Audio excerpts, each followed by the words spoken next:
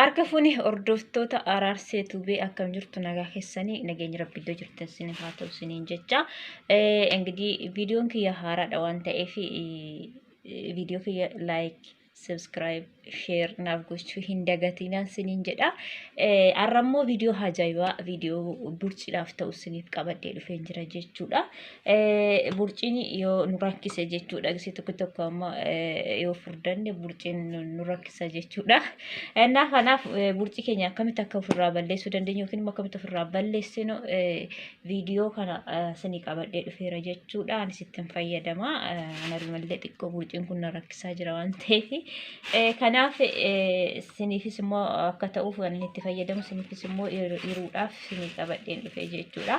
Kun shumburaadha jechuudha. Shumburaa yaa hundumti keenya iyyuu hin beekna waanuma biyya keenya jirudha waan ta'eef. Shumburaadha jechuudha kuni akkuma argitaa jirtan kana. Shumburaa burcuqqoo shaayii tokko jechuudha. Burcuqqoo shaayii tokko asitti naqanna jechuudha. Eega naqneetii booda bishaan burcuqqoo tokkotti naqanna. Bishaan aayilaandii jechuudha.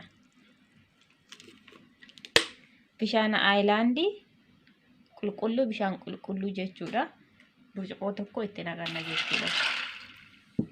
Burcuqqoo tokko eega itti naqneetii booda akkasittiin sa'aatii 24 akkasitti tursuu qabna jechuudha. Akkasumatti bulchina. Viidiyoon isaa yaa'u amma akkasumatti hojjedhee nan bulcha jechuudha. Akkasittiin boru ganama akkamitti akka hojjennu akkamitti akka dhugnu wal wajjin amma dhumaatti haa ilaallu isiniin jedha. Isinirraa kan barbaachisu viidiyoo isaa hanga dhumaatti ilaaluu bichaadha. Sirriitti burci keenya kan nu balleessudha jechuudha. Kanaaf hanga dhumaatti nu wajjin turaa isiniin jedha. Turtii gaarii. Akkuma dura isiniin jedhetti jechuudha. Kun amma shumburaa bulcheen jira jechuudha. Akkuma argaa jirtan kana bishaansaa bicaa ta'eera yookiin immoo diimateera jechuudha. Bishaansaa bichaadha kan nuti barbaadnu shumburaa bishaansaa keessa akkuma dura isiniin jedhe akkam bulche.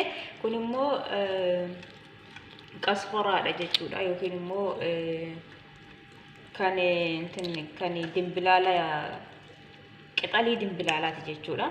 Hundi keessanii iyyuu hin beektu jedhee nan amana. Kun immoo loomiidha. Loomii gimmaashatti godhanna jechuudha.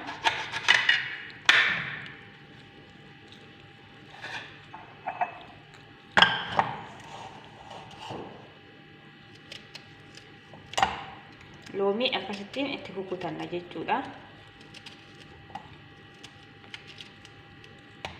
Kuni sirriitti bakka burci balleessa jechuudha. Warroonni burciin nu rakkise dhiiras haa ta'u dubartiillee haa ta'u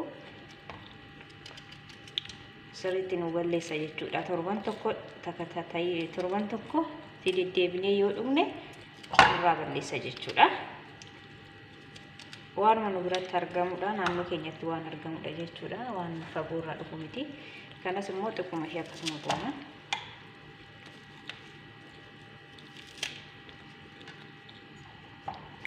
Egaa akkas gooneeti booda bishaan itti naqanna jechuudha. Bishaan shumburaa burcuqqoo tokko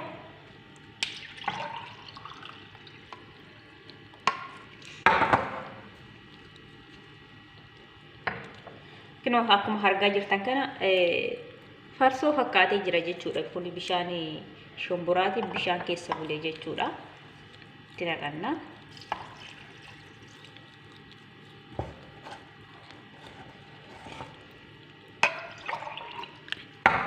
Burcuqqoo tokkoo fi xiqquma ishiitti naqanna jechuudha. Isaan booda hin danfifna. Hiriyoota kiyya kunoo danfaa jira jechuudha. Kunoo akkasitti danfaa jira jechuudha. Akkuma dura isinitti agarsiise bishaan shumburaa fi loomii fi qasbaraa yookiin immoo firee yookiin immoo qixalii dimbilaalaa jechuudha.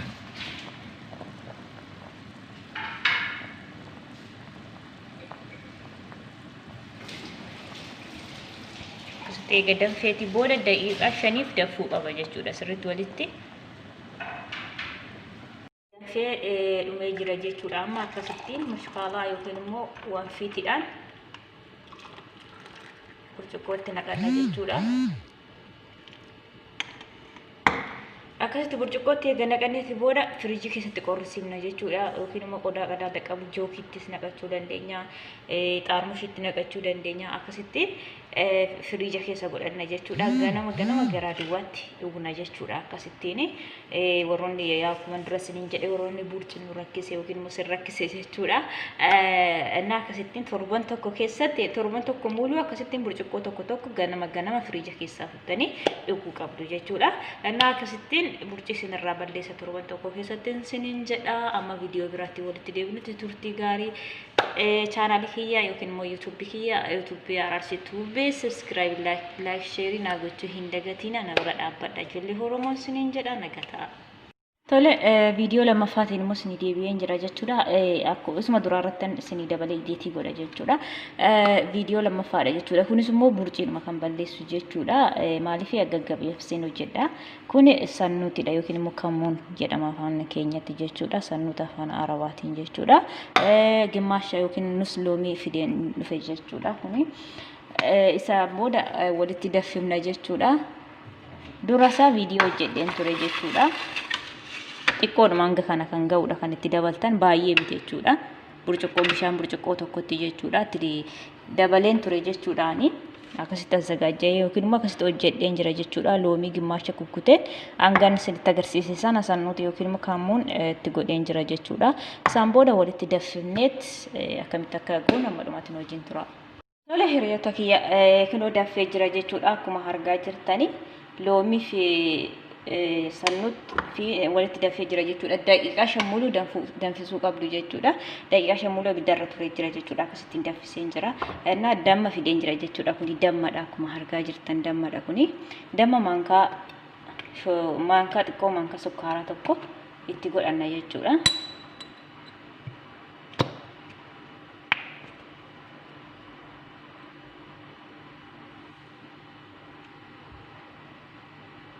Akkuma argaa jirtan kana kuni damma maankaa tokko jechuudha. Isaan booda bishaan itti naqattu jechuudha. Akkasuma danfee jiru jechuudha.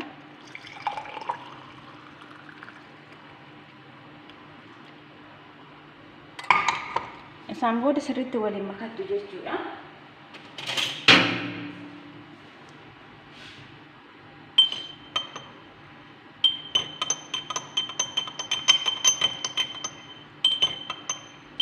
Isaan booda akkasittiin waliin maktu jechuudha. Baay'ee ariifidha. Torban tokko muluu akkasitti yoo dhugdan burciin keessan sirriitti bareet mudhiin keessan sirriitti bareedan siniin jedha. Akkasittiin torban tokko keessatti sirraa balleessaa akkasitti fayyadamuu dandeessu jechuudha. Waanuma naannoo keenyatti nu biratti argamudha. Waan fagoodhaa dhufu miti.